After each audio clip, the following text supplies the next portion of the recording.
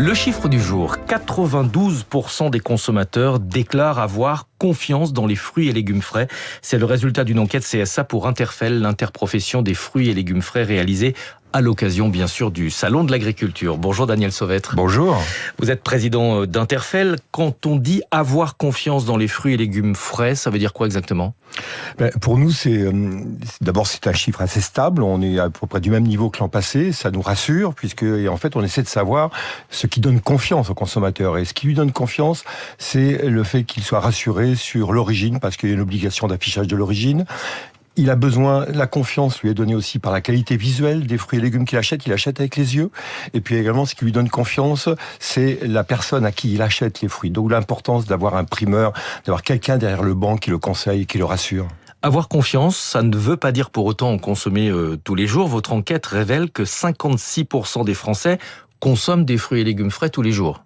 Oui, et c'est ça notre inquiétude, puisque on est heureux de savoir qu'ils ont confiance, mais pour autant nous sommes encore loin d'avoir l'ensemble des Français qui consomment suffisamment de fruits et légumes au regard des prescriptions nutritionnelles qui sont faites. Dans ce type d'enquête, il y a toujours un décalage entre le déclaratif et la réalité des actes de consommation. Qu'est-ce qui explique ce décalage ? Est-ce que c'est le prix des fruits et légumes ? Est-ce que ce sont les habitudes alimentaires ?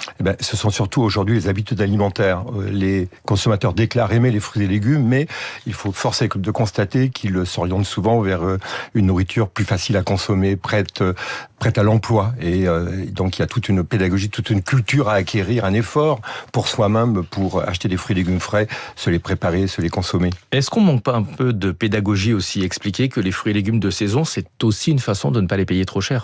Exactement, c'est notre message permanent dans l'interprofession, c'est de dire que quand on achète au cœur des saisons, mais il est difficile aujourd'hui pour le consommateur de savoir ce que sont les saisons, mais au cœur de saison, c'est là qu'on a toujours le juste prix, et un fruit, un légume est toujours de saison quelque part dans le monde.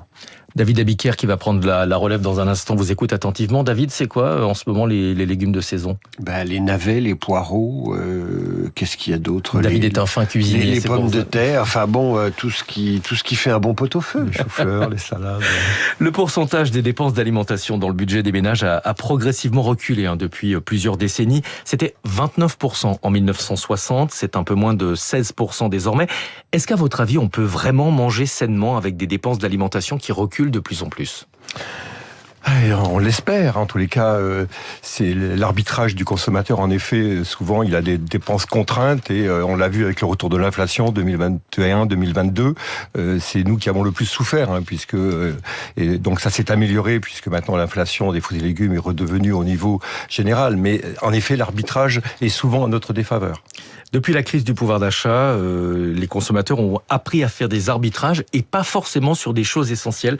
On a vu qu'ils sanctuarisaient de plus en plus le budget vacances, qu'ils dépensaient de plus en plus dans leur bien-être, par exemple les compléments alimentaires. Est-ce qu'on voit la même tendance sur l'alimentation ? Est-ce que vous avez le sentiment aujourd'hui qu'on a conscience qu'une meilleure alimentation, c'est notre premier allié en termes de santé ? Très franchement, oui. On a pas tous les messages qui contribuent, on a une partie de la population qui en est convaincue, mais le plus difficile, c'est d'étendre cette culture et ces efforts, ces habitudes à l'ensemble de la population. Tout cela reste à faire. Ouais. Pour inciter les consommateurs à acheter des fruits et légumes ou de la viande française, les campagnes de communication mettent en avant le soutien aux producteurs, aux agriculteurs. Pensez que c'est le bon message ? Est-ce que tout simplement on ne pourrait pas expliquer que des légumes cueillis à maturité, c'est-à-dire relativement proches du lieu de consommation, c'est la garantie de fruits et légumes qui ont du goût ? Oui, c'est la garantie, mais il y a un phénomène assez étonnant quand même dans notre monde, c'est que le potager monde auquel nous avons accès chaque jour sur nos étals, est souvent bien éloigné des lieux de consommation. Donc il y a des trésors de logistique, d'efforts, et je vois ce que vous indiquez, c'est-à-dire que l'image d'Épinal du fruit, du légume qu'on va directement chercher dans le potager à côté de chez soi, ça devient quand même assez difficile, mais faisons confiance à nos maraîchers, nos arboriculteurs et à nos logisticiens. On trouve sur nos étals aujourd'hui des fruits et légumes qui viennent du monde entier, qui sont très goûteux, très bons et très beaux. Merci beaucoup. Daniel Sauvêtre, président d'Interfel, l'interprofession des fruits et légumes frais. 6h57, dans un instant, David Abiker et son pot-au-feu d'informations mijotées depuis très tôt ce matin.